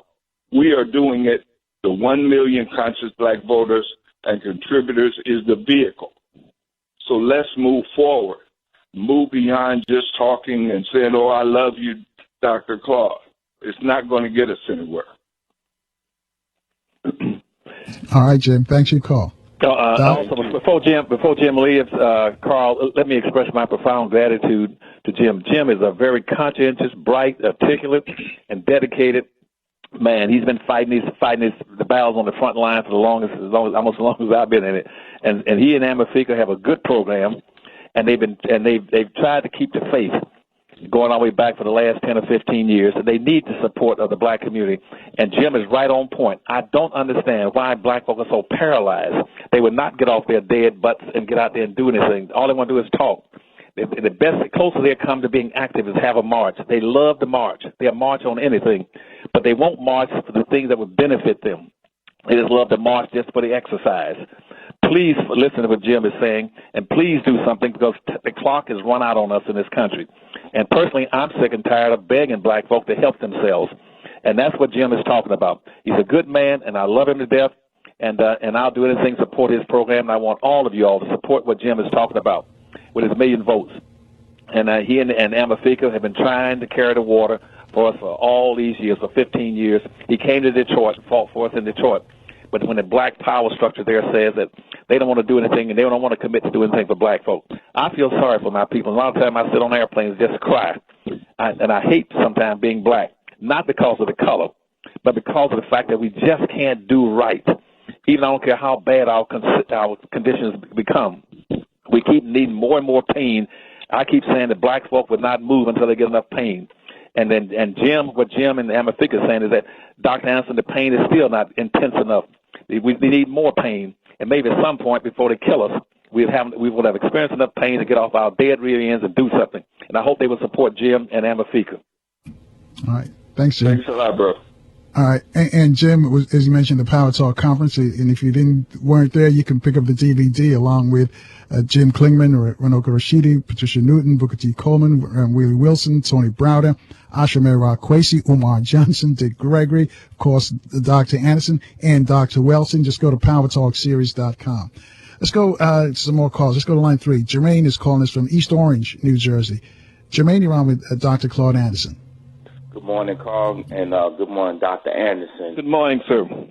My question to you is how, as myself as an individual, can convince my people of our economic condition that we need to focus more on the economics and building group economics in order for us to improve our condition?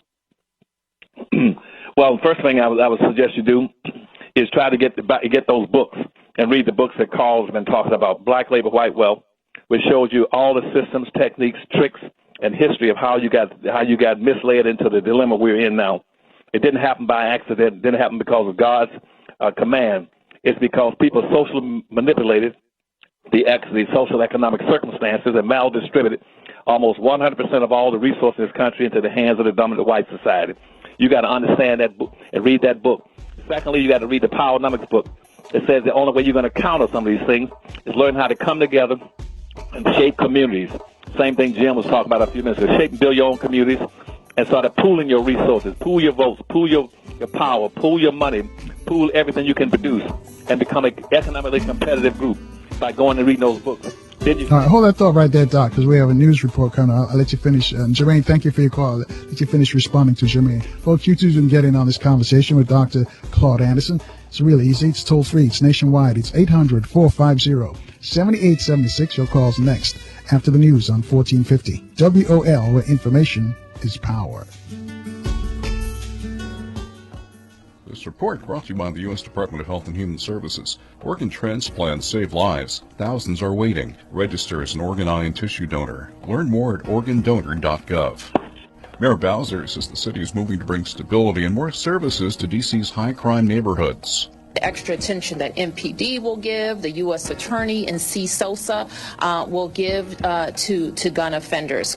Bowser says, for one thing, more police will be on D.C. streets to target repeat violent offenders. Former Maryland Episcopal Bishop Heather Cook has pleaded guilty in a hit-and-run crash that killed a man on a bicycle in Baltimore. Tom Palermo. Cook yesterday admitting to vehicular manslaughter, DUI, texting while driving, and leaving the scene of the crash last December. She could get 10 years in prison when she's sentenced next month. Baltimore has reached a $6.4 million wrongful death settlement with the family of Freddie Gray. The Baltimore Board of Estimates is set to consider the deal on Wednesday. Under the agreement, the city would pay $2.8 million this year and $3.6 million next year. It would put an end to all civil claims related to Gray's arrest and death in police custody back in April. The settlement comes as Baltimore prepares for the trials of the 6 city police officers accused in Gray's death. In a statement, Mayor Stephanie Rawlings Blake said the proposed settlement should not be interpreted as a judgment on the guilt or innocence of the officers. The mayor says the settlement is being proposed solely because it's in the best interest of the city. Rick Hochul, Baltimore. Baltimore's police union is urging the Board of Estimates to reject the settlement when the board meets today. FOP President Gene Ryan calls the proposal obscene and ridiculous. The Mets rallied with 6 runs in the 7th inning to beat the Nationals 8-7. Chris Davis led off the 9th inning with his major league leading 41st home run. The Orioles beat the Yankees 2-1. This report brought to you by the Foundation for a Better Life. Commitment, pass it on. From the Foundation for a Better Life at values.com. I'm John Lewis. When you're looking for news from Black America, go to news1.com. Good morning. This WOL traffic update is brought to you by Geico. On Pennsylvania Avenue at 7th Street Southeast, it was an earlier accident cleared away inbound Suitland Parkway, slowing from Naylor Road to South Capitol Street. Southbound of the BW Parkway still a little heavy as you head from 202 into town, inbound 50, slowing from 410 to head into Northeast. At Geico, you have a choice of ways you could save on car insurance. Call 1-800-947-AUTO. Go online to geico.com or stop by the Geico office nearest you. Now your WOL weather forecast brought to you by the Crohn's and Colitis Foundation. For today, a few afternoon clouds, could see a stray shower, high near 94 degrees, becoming partly cloudy overnight, down to 74. Tomorrow, variable clouds, scattered thunderstorms, a high around 80. Each day, more than 1.6 million Americans suffer with Crohn's disease or ulcerative colitis. Support the Crohn's and Colitis Foundation of America to help and find cures at ccfa.org. Steve Hirschhorn for News Talk 1450 WOL, where information is power. Your voice can now be heard. Y'all ready? Yeah. With Carl Nelson weekdays from 6 to 10 a.m. on 1450 WOL. I thank you for staying with us with the man with a plan. Before I let you finish responding to Jermaine's question from Jersey, I just got to read you a success letter here, a tweet actually, Dr. Anderson. This tweeter calling says that she was at the Power Talk, heard you speak, and bought your books, but she said before you would allow her to buy the books, you made her promise that she would read them. I think it's a her, and she did, and she went out and started her own business. I hope it's a female, and all of this from the conversation that you had at the Power Talk, and so she started her own business just after reading your book. But you told her, you made her promise. I think the business is called the Body Love Company, but she bought and she read all of your books, and after reading them, she went and started her own company. So I just want to get you a positive praise report there. Well, thank you, Carl. I deeply appreciate that. If I get one every once a week, I'll appreciate getting that, because our people just don't. They have no structure to it to encourage them to go into to practice commerce like all the other groups. We don't have a social network. All these immigrants come into this country, they come into a social network, international network that acculturates them and culturally conditions them to practice group economics, and that's and as I was saying a few minutes ago, the first book, Black Labor, White Wealth, tells them specifically, takes them across 1,400 years of history with timelines and everything to show them exactly every technique, trick, policy, law, and custom that led us into the bottom of the barrel and locked us there. Now, the book's Powernomics shows us how to get out of it. It shows us how to practice group-based economics and group-based politics by pooling our resources. Every resource we have should be pooled. And our people seem to fail to understand that racism is a team or a group-based phenomenon. It's a team sport. You cannot be a racist as an individual unless you are identified or associated or a member of the ruling group that has all the power and wealth. Black folk do not have enough wealth and power to be a racist. No black person in America can be a racist. Only whites and other groups can be racist because they are tied into the power structure. And the Arabs, Asians, Hispanics are classified as whites. They're locked into the structure. They can be racist. Black folk cannot. And black folk have to understand that in a race-based society, you must learn to play as a team by pooling your resources, and that's what Powernomics is about. Teaching black folk how to play as a team, and that's what Jim was talking about a few minutes ago. Learn how to come together, pool your resources, and play as a team. Don't hate anybody else. Don't be against anybody else, but learn how to socially, economically compete. That's the game. And now you can, and right now we're running a sale on our books at the Powernomics Corporation, Carl. You can now get a power pack. You can get Black Labor, White Wealth, and Powernomics, and the Two Dirty Little Secrets books. You can get them in a power pack for $70. You can get all four of those books for $70 by calling 301-897.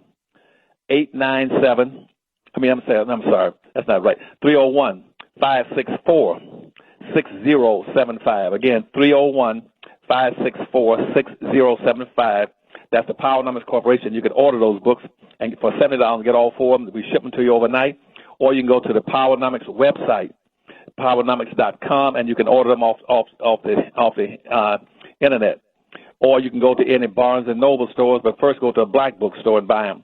And so, but anyway, read those books and buy the DVDs to show you how to play this game of Powernomics. Powernomics means learn how to pool your resources and learn how to practice group-based economics by building your own communities and practicing vertical integration. All right, sitting on my desk right now. 800-450-7876. Let's go to line 4. Tabakuti's in Atlanta. Tabakuti, you have a question for Dr. Anderson? Yeah, Dr. Anderson, I want to ask you, I also signed up with, I am one of the million conscious black voters, and I just want to let people know, I want to know what you think of this. Here in Atlanta, when Kasim Reed became mayor, he said he would come and meet with on the black radio station once a month. Then he stopped. So what I did, Dr. Anderson, I started calling in after, at the first of every month to ask the host at that time, did anyone from the mayor's office contact you, or did you contact the mayor's office? And he said why he wasn't showing up the previous month. And both questions was no. So I did that for about 6 months. So he finally came on, and he had a funky attitude because unless it's gay folks or illegal aliens, don't want to be bothered with black folks. And so what I want to ask you is that, what if we went after, if we went after some of these, we only need to kick out 2 or 3 of them, and the rest of them will fall like dominoes. If we went after these black elected officials in Congress and make them go in there and represent us the way they represent everybody else, because if we don't do it, they're gonna. I heard you say that they run from you when they see you. But what if we just started this? I mean, all their emails and information is online, so we have access to that. We can clog up their emails, clog up their phones, until they decide to represent us, do the job that we sent them there to do. Although we know, because what's her name? I think her name is Fudge. She's the head of the CBC. But she said at one point, well, it's just not black folks in my district. No problem. Well, you're going to represent black folks, too. So I'd like to know what you think about we as a group begin to contact these people and make their lives miserable because they're doing nothing to support us. If gay folks, if you watch the news, you'll see them. Right. Tabakuti, I'm going to cut you because you're repeating yourself. I think you got the gist of it. A bunch of folk want to speak to him. Doc, I'll let you respond to Brother Tabakuti's questions about our leaders. Let me respond to it quickly. You got to understand, you live in a nation of representative government. Anybody that runs for public office, they understand they're running for office to represent a specific group of people. And once they get into that office, they swear an oath saying, I will represent and support and protect those individuals who put me in office. It's based on a very simple premise that started back in the 1500s, our current nature of politics. It's based on quid pro quo, something for something. One hand washes the other. You scratch my back and I'll scratch yours. If a politician is elected to an office and you put him in that office, he owes you. He doesn't know everybody. To quit letting people BS you about talking about that just because we got a few other people in the neighborhood, we can't represent you. That's a bunch of crap. Don't go for it. You said, no. You represent the people that put you in office. In other words, the first thing a politician should do is dance with the people that brought him to the party. You hold them accountable. And you do whatever is necessary to pull them out. I don't care what color they are, green, purple, or black. If a black person goes into a public office and does nothing for his people, hold them accountable. Pull him out of office. Demonstrate. Do whatever you want to do. And also sort of boycotting those who financed his rise to the office. You find different ways and start boycotting them, doing whatever is necessary to embarrass them. Call them out. Now, in Detroit, Michigan, they had a system where they called every year in Black History Month, the last day of the month, during Black History Month in Detroit, Michigan, and a lot of other cities around the United States. They gave out Sambo Awards, which means those black in the public office who failed to carry out their responsibilities were called out and were laid with Sambos and got awards. And they made the front pages of the paper there. The same thing, they would reward them and they called them out in Dallas, Texas. They would call them out in California. You call out those black folk that sell you out, that do all these kind of things that are negative to their people after you put them in office. Do not put a person in office and let them walk away free and say they're going to represent all the people. Nobody's paying you to represent all the people. You're supposed to represent those who primarily put you in office. If the people didn't support that candidate, they're not entitled to anything. That's the rule of politics. All right, got it. 800-450-7876 to speak to Dr. Anderson. We've got to step aside for a couple of announcements. We'll come back and take your phone calls right here on 1450 WOL, where information is power.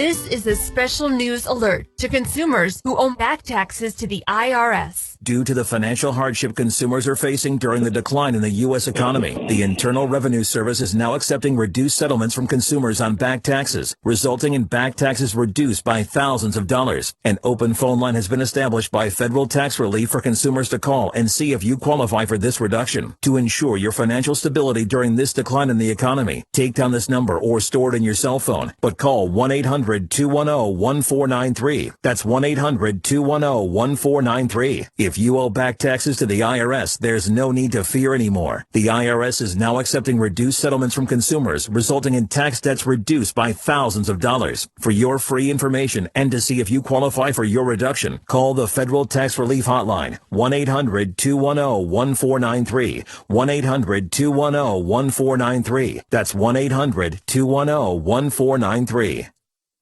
Welcome, NBA fans. Tonight's NBA. Man, nothing beats seeing an NBA game in person. Hey, buddy, thanks again for driving. So, where are our seats? Oh, we're sitting right around the corner. Hey, but before we do anything, let me stop for a second at the designated driver booth and make the pledge. Excuse me, sir. Did you say designated driver? Yeah, I'm the designated driver tonight. Congratulations. You are a winner. And for being the designated driver and always buckling up, every trip, every time, you have won the adoration of your friends and family who will get home safely from the game. Cool. Your prize also includes the gratitude of all of the drivers on the road who won't have to fear for their lives. And finally, you've won the chance to follow your favorite NBA team to the NBA Finals because responsibility has its rewards. Woo! Yeah! To find out more, visit the designated driver booth at the arena or visit rhir.org. A message from this station and Team Coalition. As I went through school, one giant question loomed over me. What did I want to be? But in order to know what I wanted to be, I had to first decide what I wanted to make. I wanted to make more. So I became a teacher. Now I make learning a privilege, not a chore, and frustration a tool, not an obstacle. I make working hard seem easy, and giving up impossible. I make an old subject feel like a fresh thought, and unconventional methods common. I make material things less important, and little things like patience and kindness count. I make weekdays more exciting than weekends, and classrooms feel like anything but. I make things different, which is all I ever hoped for. I'm a teacher. I make more. Find out how you can make more at teach.org. Make more. Teach. Brought to you by Teach and the Ad Council. Real Talk Radio in the AM. Carl Nelson on 1450 WOL. And thank you for staying with us, folks. The man with the plan, that's what I call him, Dr. Claud Anderson. Let me tell you this. Dr. Anderson has used his own money to finance the struggle for us. He's not going out looking for corporations to co-sponsor any event with him or write his books. He's not trying to hitch our cause, what we want with other groups, with gays, lesbians, Hispanics, poor whites, and the others. Whenever you hear from someone or a group want to do that, run in the other direction. 800-450-7876. Let's go to line 5. D. Flowers has joined us from Chicago. D. Flowers, you're on with Dr. Anderson. All right, D. Flowers is gone. Let's go to line 1. Bernard in D.C. Bernard, your question for Dr. Anderson.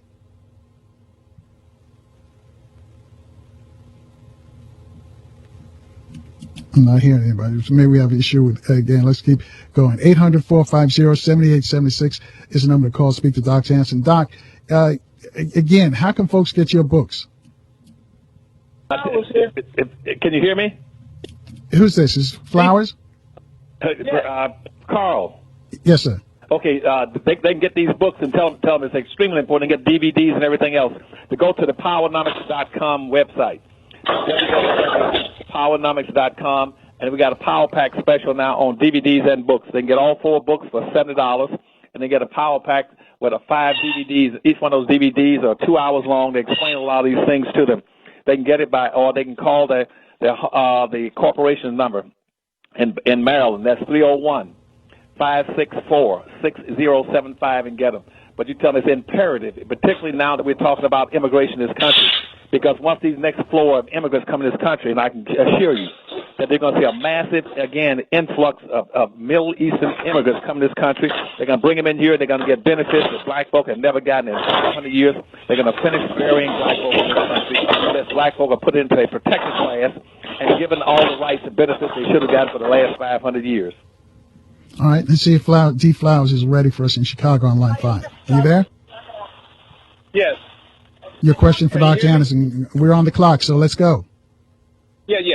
I'd just like to say definitely Mr. Anderson definitely has the plan. And all these little organizations out here, they need to have him as our national advisor, for number one. And then a lot of things, too, a lot of people are missing out on for us.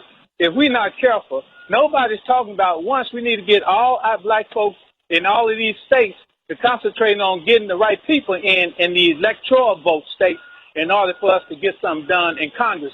You never hear nobody talking about that. Everybody wants you to, vote for them for president. And that's all I got to say. All right. Thank you for your thoughts. Let's keep moving. Let's go to Bernard on line 1 in D.C. Bernard? Bernard's not there. Let's try Tony on line 3 in Delaware. Tony? Yeah, good morning. Good morning. Yeah, yes, so I heard, the guest talking about, how we should unite, in our vote. We've been united in our vote for 50 years, hitching our wagon to this dysfunctional lying Democrat Party, and it seems like that's all our dumb selves need to know is how to look for a D next to somebody's name and think that something's going to happen before it's beneficial. Now you keep hitching your wagon to this Democrat Party, and you're going to see, like you said, the illegal immigrants going to take all your jobs. You're going to be paying, working hard, and all your tax money going to go to their benefit. Tony, do us a favor. Put in a question for him so he can respond because we're running out of time. Question four. Why should black people support the Democrat Party when 72% of illegal immigrants that come into the country are getting benefits that we got to pay for? Doc? Yeah, I'm not sure. You shouldn't be supporting anybody unless you got some benefits for yourself. Politics is based on quid pro quo. If no party promises anything to you, then don't vote for them. That you're supposed to be voting based on your own self-interest. Anybody comes to Washington D.C. as a political candidate or a political representative, they're taking care of their people. Strom Thurmond doesn't come to Washington D.C. to take care of black folk. Throughout history, all the politicians, I don't care whether it's Thomas Jefferson or George Washington or whoever it was, all of them, Quincy Adams, all the politicians for the last 500 years, all the Supreme Court judges and everybody else, they come here to represent their own people. Had they been representing black folk, you would not have been enslaved and Jim Crow segregated and benign neglected for 500 years. Nobody's coming here to represent black folk. It's black folks' responsibility. And it should not be based on partisanship. Why black folk identified so strong with a partisanship is because they are blissfully naive about the nature of politics. You don't vote based on what party you belong to. You should have your own independent party. And when you set up that independent party, do not in any circumstance run a candidate. You don't need to run into black candidates. What you need to do is get enough money, build your own economy, and get enough money and resources to buy and control every politician that runs for office. But don't run into candidates of your own. You just advertise in a black independent black party across America with 43 million strong, and that's going to vote as a block and say we will vote for and support any candidate who promises the most and delivers to black folk. If they don't promise anything, you say, fine. That's okay. We didn't lose anything. We didn't have anything in the first place. But so you will never get our votes unless you vote as an independent party, and you will get our vote then if you promise and deliver to us, not to any minorities and poor folk and people of color and diversity and multicultural and gays and transsexuals and humpbacks and midgets and handicapped and poor people. You vote for things that are based on blacks getting benefits. Word. 800-450-7876. Cynthia on line 2. Cynthia, can you make it real quick for us? Yes. Hi, Carl, and hi, Dr. Anderson. Hi, good morning to you. Thank you. I got on the tail end in reference to the black Indians known as freedmen, and I'm glad that you mentioned them because I think they do need to be exposed, and if white media basically is getting them a little scant attention, but I think black media needs to focus on them more. Because as of this time, the black freedmen are being, they might be expelled from the Cherokee Nation. That decision has not come down yet. So I want to get your thoughts on that. Well, thank you, and I'm glad you support it. What I've been attempting to do by filing various lawsuits that were still in courts and stuff, and I've spent a whole bunch of money, I don't know how many hundreds of thousands of dollars of personal money, is to get black folks the benefits they should have been getting. But right now we have a roster of maybe about 150 to 200,000. And I hate to do this, Doc, but we're just out of time.